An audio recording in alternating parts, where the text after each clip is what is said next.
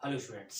आज हम पढ़ने वाले हैं कक्षा 9वीं का अध्याय 3 परमाणु संरचना का भाग 1 पढ़ने वाले हैं हम लोग।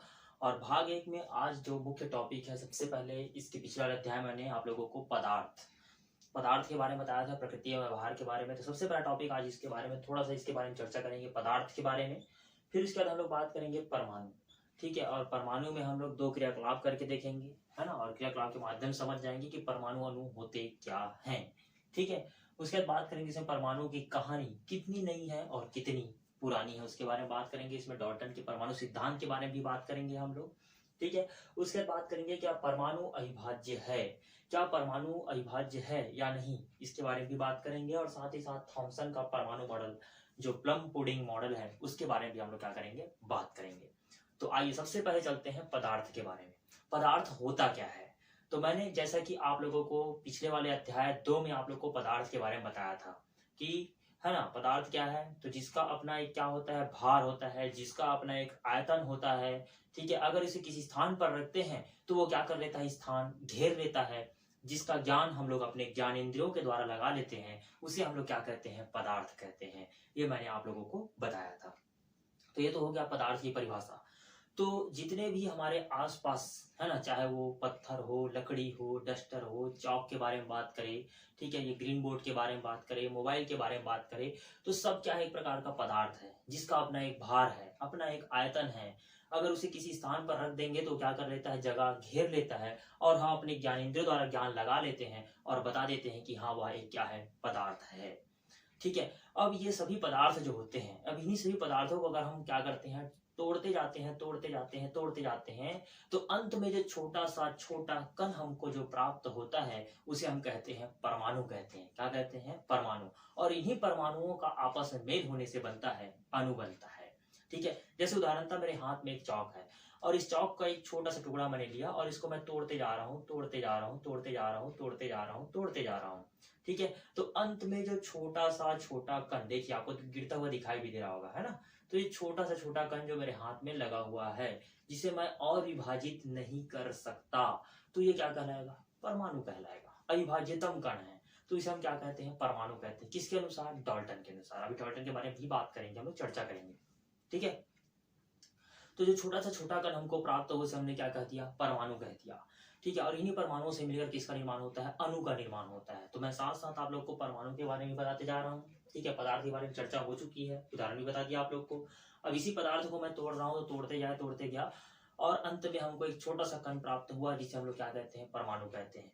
उदाहरणतः आप जैसे क्रियाकलाप के माध्यम से समझते हैं, हम लेते हैं, क्या करते हैं, एक कांच का बीकर लेते हैं। ठीक है, और इस कांच के बीकर में हम लेते हैं, क्या लेते हैं, है ना, डेटॉल डाल देते हैं। 2-4 बूंद क्या कर देते हैं, डेटॉल डाल देते हैं।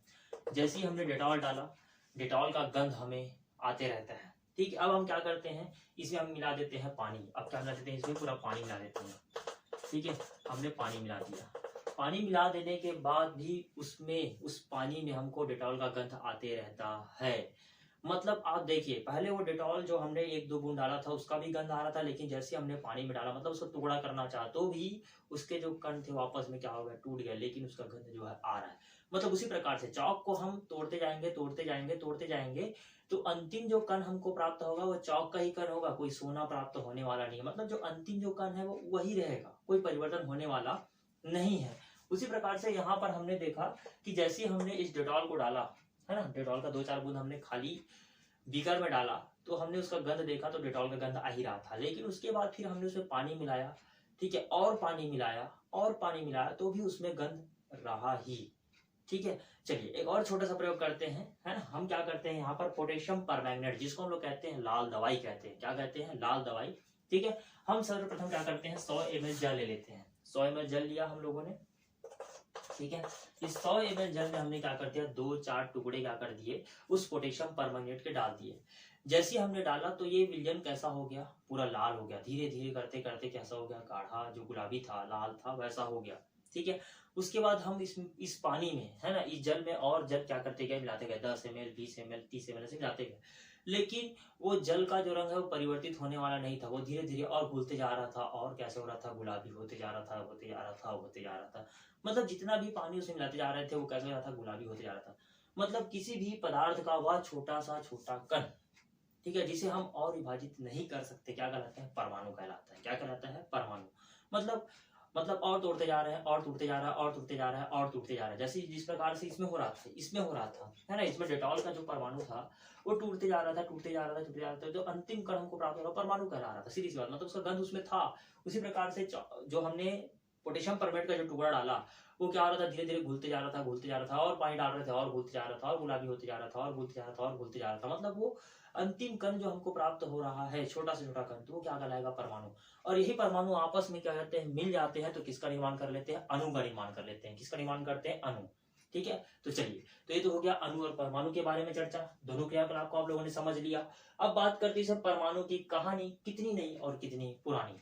अगर हम बात करते हैं पुराने से लेकर नए तक चलते हैं, तो बिल्कुल पुराने से लेकर नए तक ही जाते हैं। हमेशा हम इतिहास से लेकर कहाँ आते हैं? वर्तमान तक आते हैं, जो अभी चल रहा है वहां तक आते हैं, है ना, करंट अफेयर जिसको बोलते हैं, यहाँ तक आते हैं हम लोग। तो चलिए, सबसे पहले बात करते हैं, अगर हम लोग बात करेंगे तो सबसे पहले इतिहास में चलते हैं। तो इतिहास में चलते हैं तो हम लोग क्या करेंगे, है ना, ईसा से 500 वर्ष पूर्व की बात करते हैं। ठीक है, तो उस समय भारतीय दार्शनिक जो महर्षि कणाद जी थे, है ना, उन्होंने परमाणु की व्याख्या की थी। उन्होंने कहा था कि पदार्थ का, है ना, किसी पदार्थ को अगर हम तोड़ते जाए तो जो छोटा सा छोटा कण होता है उसे हम क्या कह देते हैं? परमाणु कह देते हैं। मतलब वो अविभाज्यतम कण हमको जो प्राप्त होगा वो क्या कहलाएगा? परमाणु कहलाएगा। देखिए, तो भारत में ही सबसे प्रथम किसका खोज हो चुका था? परमाणु का खोज हो गया था। लेकिन, है ना, उसके पीछे रिसर्च करने वाले और नहीं आए, है ना, बाद में आए, लेकिन वो दूसरे वैज्ञानिक थे जो विदेश के थे। ठीक है, लेकिन कोई भारतीय दार्शनिक, जैसे कि यहाँ पर मैंने बात किया महर्षि कणाद जी, ठीक है, तो उनके द्वारा बताया गया कि किसी पदार्थ को अगर हम तोड़ते जाएंगे, है ना, तो एक छोटा कण प्राप्त होता है जो अविभाज्यतम होता है। ठीक है, ये उन्होंने बताया। ठीक है, मतलब सभी पदार्थ जो होते हैं किससे मिलकर बने होते हैं? छोटे से छोटे कण से मिलकर बने होते हैं, ये उन्होंने बता दिया था पहले ही।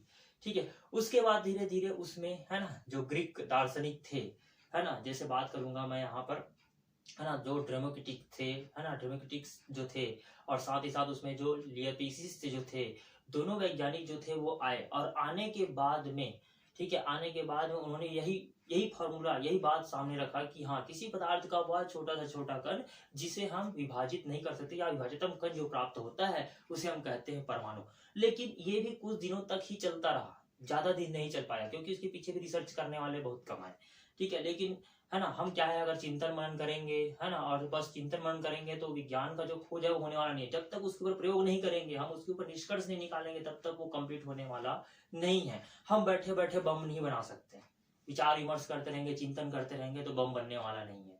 ठीक है, लेकिन अगर हमको बम बनाना है या कुछ नया प्रोसेस करना है तो उसके पीछे हमको रिसर्च करना पड़ेगा, उसको प्रयोग करना पड़ेगा, एक दूसरे, है ना, रसायन पदार्थों को आपस में मिलाकर देखना पड़ेगा, उसको डिफ्यूज करना पड़ेगा, जोड़ना पड़ेगा, ईटीसी जो भी काम करना है करना पड़ेगा, तब जाके वो क्या होता है, निष्कर्ष तक पहुंचते हैं। हम मनन चिंतन करेंगे बैठे बैठे तो परमाणु अणु इत्यादि की खोज होने वाला नहीं है। ठीक है, तो उसी प्रकार से बहुत सारे वैज्ञानिक वहां पर आए, है ना, प्राउस्ट, है ना, की परिकल्पना के बारे में बात करें, है ना, चाहे कोई भी वैज्ञानिक हो, जैसे आप उदाहरणतः बात कर सकते हैं, डॉल्टन के बारे में बात करते हैं, सीधा यहीं आते हैं, डायरेक्टली डॉल्टन पर आते हैं। तो डॉल्टन ने क्या किया, परमाणु सिद्धांत दिया अपना।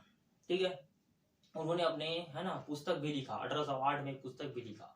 ठीक है, उस पुस्तक में भी उसने क्या कर दिया, है ना, जो परमाणु सिद्धांत था उसमें भी प्रकाशित किया गया। उसने बताया कि किसी पदार्थ का वह छोटा सा छोटा कण जिसे हम और विभाजित नहीं कर सकते, उसे उसने क्या कह दिया, परमाणु कह दिया। बिल्कुल इसको नोट कर लीजिएगा। ठीक है, तो बहुत सारे वैज्ञानिक क्या कर रहे थे, खोज करते जा रहे थे, करते जा रहे थे। अंत में डॉल्टन भैया आए, और डॉल्टन भैया ने कहा कि हाँ, आप लोगों का कहना जो है वो थोड़ा सा सही भी लग रहा है और कहाँ तक सच भी हो सकता है। तो उन्होंने यह बता दिया कि हाँ, ऐसा संभव है। ठीक है, कि किसी पदार्थ का वह छोटा सा छोटा कण जिसे हम और विभाजित नहीं कर सकते, या जो अविभाजितम कण जो प्राप्त होता है उसे हम क्या कहते हैं, परमाणु कहते हैं। तो उन्होंने एक सिद्धांत प्रतिपादित कर दिया, डॉल्टन का सिद्धांत प्रतिपादित किया। पहला नंबर उसने कहा कि किसी पदार्थ का वह छोटा सा कण जिसे हम, है ना, वह अविभाजितम कण जिसे हम विभाजित नहीं कर सकते, उसे हम क्या कहते हैं, परमाणु कहते हैं। क्या कहते हैं, परमाणु। दूसरा इसने यह बताया कि, है ना, जितने भी पदार्थ रहते हैं उसके जो परमाणु होते हैं, है ना, वो तो ना तो रासायनिक क्रिया में उत्पन्न होते हैं और ना ही उनका विनाश होता है, ये भी उन्होंने बताया। ठीक है, रासायनिक क्रिया में, है ना, रासायनिक क्रिया में ना तो क्या होते हैं, उत्पन्न होते हैं, और ना ही इनका विनाश होता है। ठीक है, उन्होंने यह भी बताया कि जैसे कि एक ही तत्व के जो परमाणु हैं, है ना, उनके जो रासायनिक गुणधर्म हैं और उनके जो द्रव्यमान होते हैं वो कैसे होते हैं, समान होते हैं। लेकिन जो अलग अलग तत्वों के जो परमाणु द्रव्यमान हैं, और साथ ही साथ अगर हम बात करेंगे उसमें जो रासायनिक गुणधर्म कैसे होते हैं, अलग अलग होते हैं। उन्होंने ये भी बताया अपने परमाणु सिद्धांत में। ठीक है। तो तत्वों के जितने भी परमाणु द्रव्यमान है ना, अलग अलग तत्वों के जो परमाणु द्रव्यमान है और जो गुणधर्म है वो कैसे होते हैं, अलग अलग होते हैं रासायनिक गुणधर्म।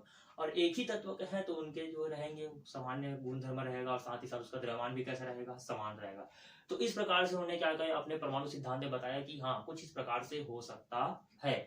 लेकिन इसके ऊपर भी क्या करने वाले, रिसर्च करने वाले बहुत लोग आए इसके पीछे। अब डाल्टन के पीछे भी बहुत लोग आए उनके रिसर्च को क्या करने के लिए, है ना, कि परमाणु को आपने अविभाज्यतम कण कह दिया, लेकिन मैं क्या करूंगा, इसको तोड़ूंगा। किसने कह दिया, आप देखिए यहाँ बात करते हैं क्या परमाणु अविभाज्य है, तो बिल्कुल हाँ परमाणु क्या है, अविभाज्य है। और इसको सिद्ध करके दिखा दिए 3 वैज्ञानिक, एक ब्रिटिश के, ग्रीक के, ठीक है। तो 3 वैज्ञानिक वहां पर थे। पहला नंबर बात करूंगा मैं जे थॉमसन, दूसरा नंबर बात करूंगा यहाँ पर गोल्डस्टीन, और तीसरा नंबर बात करूंगा यहाँ पर जेम्स चैडविक। तो ये 3 वैज्ञानिक, और तीनों वैज्ञानिक ने क्या कर दिया, परमाणु को क्या कर दिया। अभी तक जितने भी वैज्ञानिक आए थे क्या कहा था कि परमाणु जो है वो क्या है, अविभाज्यतम कण है, इसको हम और नहीं तोड़ सकते। लेकिन और आने वाले वैज्ञानिकों ने उसके ऊपर रिसर्च किया, प्रोसेस किया, प्रयोग किया, और परमाणु को क्या कर दिया, उसने तोड़ दिया। कितने भागों में, 3 भागों में। एक था इलेक्ट्रॉन, दूसरा था प्रोटॉन, और तीसरा था न्यूट्रॉन, ठीक है। तो परमाणु को और तोड़ा गया। तो परमाणु को तोड़ने के पीछे के, है ना, बहुत सारे उन्होंने क्या किया, प्रयोग किया, रिसर्च किया, ठीक है। उन्होंने ऐसा रिसर्च किया, रिसर्च क्या किया कि उन्होंने, है ना, एक नली ली, नली के अंदर, है ना, जो भाग, है ना, कम दाब का वायु क्षेत्र बनाया, और उसमें कैथोड किरणों, है ना, इत्यादि को क्या किया उसने, उच्च विभवांतर में क्या किया, उसमें प्रवाहित किया। जब, है ना, उच्च विभवांतर से जब प्रवाहित होने लगा तो वहां पर जो कैथोड किरण और एनोड किरण, है ना, कैथोड क्षेत्र और एनोड क्षेत्र, मतलब ऋण आवेशित और धन आवेशित क्षेत्रों पर 2 प्लेटों को रख दिया। प्लेटों को रखने के बाद में उसे फिर से उच्च विभवांतर की धाराएं प्रवाहित की गई। तो जो धन आवेश की ओर प्रवाहित होना था वो नहीं, वो ऋण आवेशित जो कैथोड किरण थी वो धन आवेशित की ओर क्या करनी है, प्लेट की ओर क्या करने, प्रवाहित होने लगा। तो इस आधार पर उन्होंने क्या कर दिया, किसने, है ना, जे थॉमसन ने बताया कि हाँ ठीक है, कि परमाणु में क्या होता है, परमाणु जो है वो को हम तोड़ सकते हैं। इसमें जो पहला भाग हमने बताया वो है इलेक्ट्रॉन, इसे ई से डोनेट किया। इसका खोज किसने किया, जे थॉमसन ने। बिल्कुल याद रखिएगा, इलेक्ट्रॉन, है ना, इलेक्ट्रॉन को ई से डोनेट करते हैं, इसके ऊपर ऋण का चिन्ह होता है, मतलब वो माइनस से प्रोजेक्ट करते हैं, ठीक है। और इसे खोज करने वाले वैज्ञानिक का नाम क्या है, जे थॉमसन। पेपर में पूछा जाता है, बिल्कुल इसको याद रखिएगा, ठीक है, जे थॉमसन, ठीक है। तो इलेक्ट्रॉन की खोजकर्ता कौन है, इलेक्ट्रॉन की खोज करता है जे थॉमसन, ठीक है, जिन्होंने परमाणु को विभाजित किया और बता दिया, ठीक है। तो इलेक्ट्रॉन की खोजकर्ता कौन, जे थॉमसन, इलेक्ट्रॉन, है ना, ऋण आवेशित, ठीक है। दूसरे जो वैज्ञानिक आए वो थे आपके गोल्डस्टीन, ठीक है, गोल्डस्टीन, जिन्होंने प्रोटॉन का खोज किया। पी प्लस आयन होता है, प्रोटॉन को सिंबल पी से दर्शाते हैं, है ना, इसके ऊपर धन आवेश। और बात करूंगा इसको किसने खोज किया, गोल्ड स्टीन, ठीक है, जर्मन वैज्ञानिक गोल्डस्टीन, ठीक है, याद रखिएगा। और इसके बाद न्यूट्रॉन, जिस पर कोई भी आवेश नहीं होता, इसका खोज करने वाले हैं जेम्स चैडविक, बिल्कुल इसको याद रखिएगा, ठीक है। तो ये तो हो गया, इलेक्ट्रॉन के खोजकर्ता कौन हो गए, जे थॉमसन। ये परमाणु के ही भाग है, बिल्कुल इसको याद रखिएगा। परमाणु को ही हमने क्या कर दिया, क्या परमाणु अविभाज्य है, तो हमने परमाणु को क्या कर दिया, विभाजित कर दिया। परमाणु विभाजित हो गया है इलेक्ट्रॉन, प्रोटॉन और न्यूट्रॉन में। तो परमाणु के 3 भाग, है ना, तो हम कह सकते हैं परमाणु के कितने बेटे, 3 बेटे। कौन कौन से, इलेक्ट्रॉन, प्रोटॉन और न्यूट्रॉन। इलेक्ट्रॉन के खोजकर्ता कौन, जे थॉमसन, प्रोटॉन के खोजकर्ता कौन, गोल्डस्टीन, और न्यूट्रॉन के खोजकर्ता कौन, चैडविक, ठीक है। तो बिल्कुल इसको याद रखिएगा, पेपर में पूछा जाता है इसको, है ना, कि कौन किसके खोज करता है ना। इलेक्ट्रॉन का सिंबल क्या है, प्रोटॉन का सिंबल क्या है, न्यूट्रॉन का सिंबल क्या है, उसमें कौन सा आवेशित होता है, धन आवेशित होता है, ऋण आवेशित होता है, या उदासीन होता है, इसके बारे में भी पूछा जाता है। तो बिल्कुल इसको याद रखिएगा, ठीक है। तो चलिए डायग्राम बनाते तो यहाँ परमाणु का, तो बिल्कुल इसको ध्यान दीजिएगा आप लोग, है ना। चलिए तो यहाँ परमाणु का एक डायग्राम बना रहा हूँ, स्ट्रक्चर बना रहा हूँ, ठीक है, इसको बिल्कुल ध्यान दीजिएगा आप लोग। और इसको आपको लिख कर भेजना है, इलेक्ट्रॉन, प्रोटॉन, न्यूट्रॉन के खोजकर्ता कौन, ठीक है। इसको आप लिखेंगे, सिंबल भी लिखेंगे, और धनावेशित ऋणावेशित कौन से, उसको भी आप लिख कर क्या करेंगे, मुझे भेजेंगे, ठीक है। चलिए तो परमाणु, सर्वप्रथम मैं बात करूंगा, यहाँ पर होता है नाभिक, है ना। परमाणु के केंद्र में होता है नाभिक, और नाभिक में होता है हमेशा धनावेश। कौन सा आवेश होता है, धनावेश। जहां पर प्रोटॉन और न्यूट्रॉन, ठीक है, ये हमेशा धनावेश, प्रोटॉन और न्यूट्रॉन कौन होते हैं, मौजूद होते हैं, और धनावेश होता है। और इसके चारों ओर, है ना, अचर कक्षाओं में कौन घूमते रहता है, इलेक्ट्रॉन घूमते रहता है। इसको बिल्कुल याद रखिएगा, ठीक है। परमाणु के केंद्र में क्या होता है, नाभिक होता है जो हमेशा धनावेश लेकर होता है, और नाभिक में प्रोटॉन और न्यूट्रॉन दोनों मौजूद होते हैं, और इसके चारों ओर अचर कक्षाओं में इलेक्ट्रॉन जो है वो क्या होते हैं, गमन करते रहते हैं, घूमते रहते हैं। ठीक है, इलेक्ट्रॉन हमेशा ऋण आवेशित होता है। ठीक है, इसे डोनेट कर देता हूँ। इसके केंद्र में क्या होता है, प्रोटॉन और न्यूट्रॉन मौजूद होता है। ठीक है, ये धनावेशित होता है, और इसके चारों ओर अचर कक्षाओं में इलेक्ट्रॉन जो है वो क्या होते हैं, विद्यमान होते हैं, घूमते रहते हैं। ठीक है, ये तो हो गया परमाणु की संरचना। ठीक है, आगे बात करते हैं। इसमें अगर हम बात करते हैं तो थॉमसन का परमाणु मॉडल। अब थॉमसन के परमाणु मॉडल की बात करते हैं, चर्चा करते हैं थॉमसन का परमाणु मॉडल। ठीक है, तो थॉमसन ने अपने प्लम पुडिंग है ना परमाणु मॉडल के आधार पर उन्होंने बताया कि जो धन आवेशित बादल होते हैं, है ना, पूरे धन आवेशित बादल है, और ऋण आवेशित छोटे छोटे क्या है उसमें भाग पाए जाते हैं। इस आधार पर उन्होंने बताया, अर्थात हम सीधा सीधा किसका बात कर सकते हैं, तरबूज का बात कर। तरबूज तो बहुत खाए होंगे गर्मी में। ठीक है, और इस बार की गर्मी में बहुत कम खाए हैं सर, पूरा कोरोना था बोल रहे हो। ठीक है, चलिए कोई बात नहीं, नहीं खाया हो तो पिछले के सीजन में खाया होगा, 2019 वाले सीजन में। ठीक है, 2020 में नहीं खा पाए तो क्या होगा, 2019 में तो बिल्कुल खाया होगा, और तरबूज आपने देखा ही होगा। तो तरबूज में अगर हम बात करते हैं तो ये तरबूज का हमने क्या कर दिया, काट दिया। काटने के बाद में हमने तरबूज का जो लाल हिस्सा था, जितना लाल हिस्सा है, ठीक है, उसको थॉमसन के परमाणु मॉडल के आधार पर प्लम पुडिंग मॉडल, बिल्कुल इसको याद रखिएगा, है ना, प्लम पुडिंग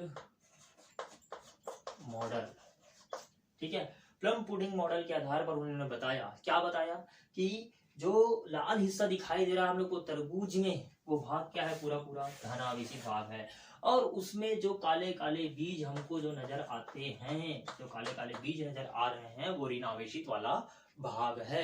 तो इस प्रकार से उन्होंने थॉमसन ने अपने परमाणु मॉडल के आधार पर बताया कि जितना भी लाल हिस्सा हमको तरबूज में नजर आ रहा है, उसके आधार पर बताया भाई ना, तरबूज में जो लाल हिस्सा नजर आएगा वो पूरा क्या है, धनावेशित वाला भाग है, और जो काले काले बीज आपको नजर आ रहे हैं वो क्या है, आप लोग का ऋणावेशित भाग है। तो इस प्रकार से आज आप लोगों ने ये 6 टॉपिक आप लोगों ने समझ लिया है, और 6 टॉपिक जहां पर भी समझ नहीं आया, बिल्कुल मेरे नंबर पर कॉल कर सकते हो, या वीडियो को वापस रिवर्स फॉरवर्ड भी कर सकते हो और देख सकते हो। ठीक है, और आपको आज एक होमवर्क दिया गया, उसको आप लोग क्या करेंगे, लिखेंगे, और लिखने के बाद मुझे क्या करेंगे, भेजेंगे। ठीक है, तो आज के लिए इतना बहुत है, धन्यवाद।